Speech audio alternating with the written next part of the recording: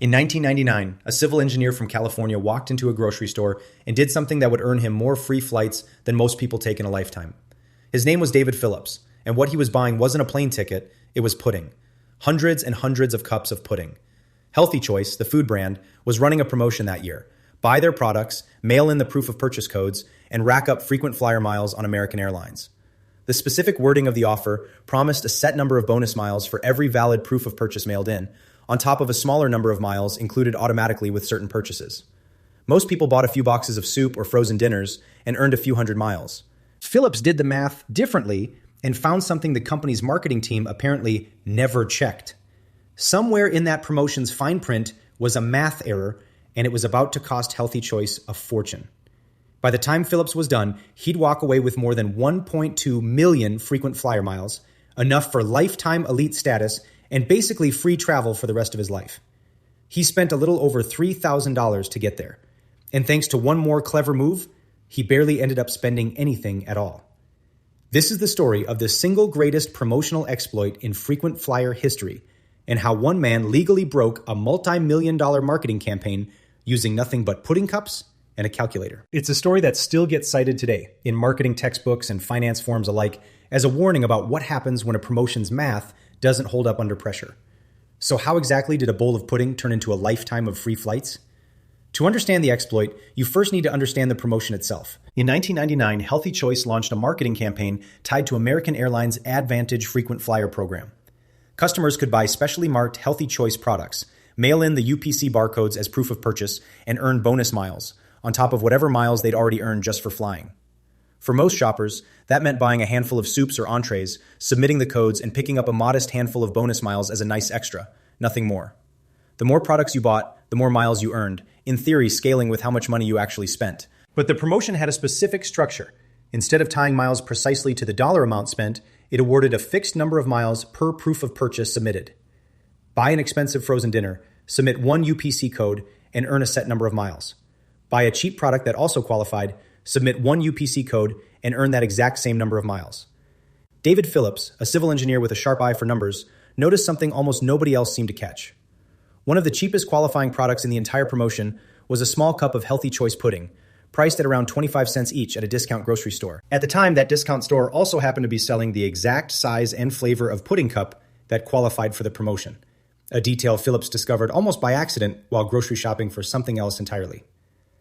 If the miles awarded per proof of purchase stayed the same regardless of price, the cost per mile on pudding cups was dramatically lower than on almost anything else in the promotion.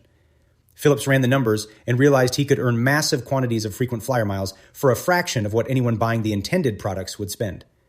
It was the kind of arbitrage opportunity that exists for exactly as long as nobody bothers to check the math. And Phillips checked.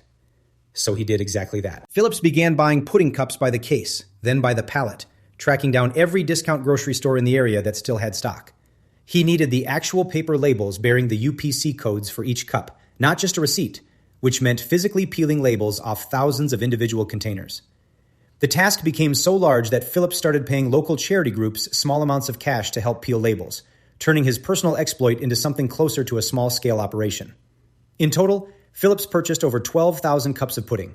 That's roughly the same as clearing out an entire delivery truck's worth of a single product from a small grocery store. His total spending came out to a little over $3,000. In exchange, he qualified for more than 1.2 million American Airlines frequent flyer miles, along with lifetime top-tier elite status in the AAdvantage program. At a conservative valuation of even a penny and a half per mile, a typical estimate frequent flyer experts use for premium cabin redemptions, those miles alone were worth somewhere in the range of $15,000 to $20,000. At the exchange rate implied by typical airline ticket pricing, those miles were worth many times what he'd spent buying the pudding in the first place. But Phillips wasn't finished. He had one more move left, and it's the part of the story most people miss entirely. He couldn't eat 12,000 cups of pudding himself, so instead, he donated nearly all of it to charity. Under U.S. tax law at the time, charitable donations of goods could be deducted from taxable income at their fair market retail value, not the discounted price Phillips had actually paid. Because Phillips had bought the pudding at a steep discount, but donated it at something closer to full retail value, the tax deduction he claimed came remarkably close to covering his entire original purchase cost. Some retellings of the story put his net out-of-pocket cost, after the deduction, at well under $1,000, for well over 1 million miles of travel. In effect, Phillips had legally engineered a version of the promotion where the airline gave him over 1 million miles and the tax code covered most of what he'd spent buying the product to get them. The story became public in 1999 when Phillips shared it with reporters, and it spread quickly through national news outlets.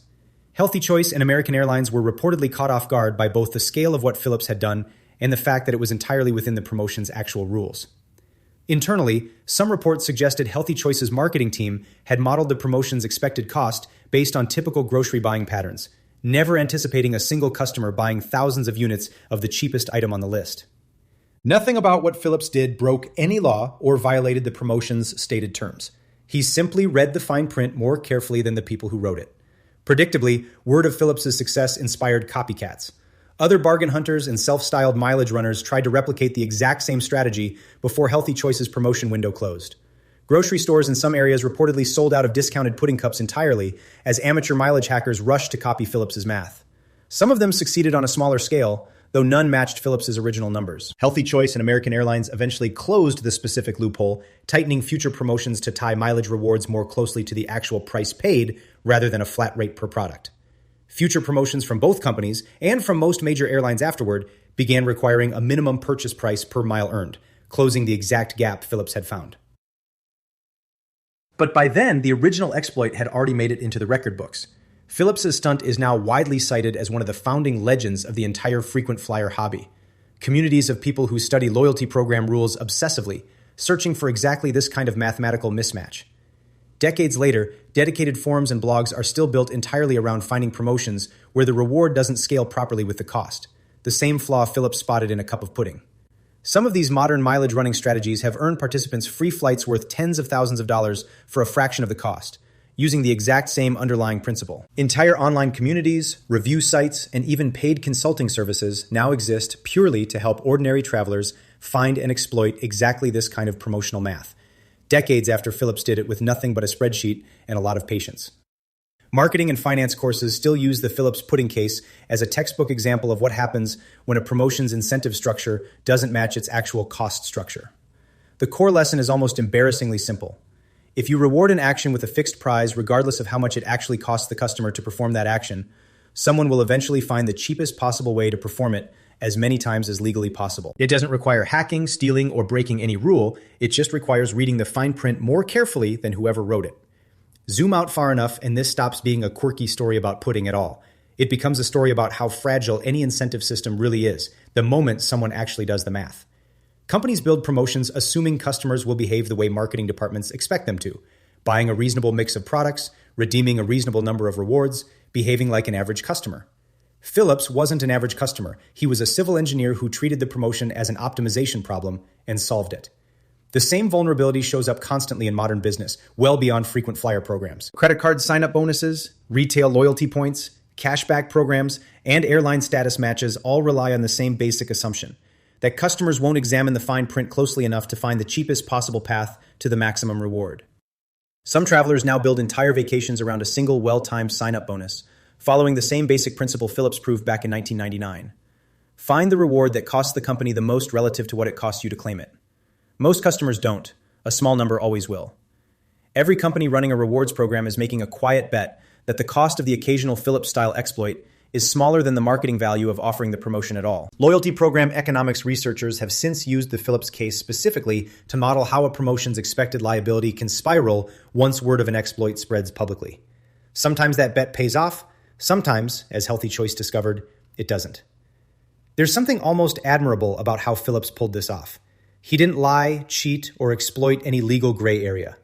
Reporters at the time struggled to find anyone at either company willing to call what Phillips did a mistake in judgment, since nothing about it required deception. He simply read a contract more carefully than the people who wrote it, then acted on what he found before anyone noticed the mistake. That's a skill that shows up far beyond pudding promotions, in law, in finance, in contract negotiation, in any system built on written rules. The people who benefit the most from a flawed system are rarely the ones who break the rules. They're the ones who read the rules more carefully than everyone else. Decades after his pudding purchase, David Phillips is still flying, using status earned from a promotion that no longer exists, exploiting a loophole that's been closed for over 20 years. He has, by his own account, used that lifetime status for decades of business trips, family vacations, and the occasional upgrade to first class, all purely from a promotion aimed at selling more canned soup. Somewhere, in a filing cabinet or a digital archive, Healthy Choice's marketing team still has the paperwork for a promotion that was supposed to move a modest amount of extra pudding off store shelves. Instead, it became one of the most expensive miscalculations in promotional marketing history, and a permanent lesson in exactly how costly a small mathematical oversight can become.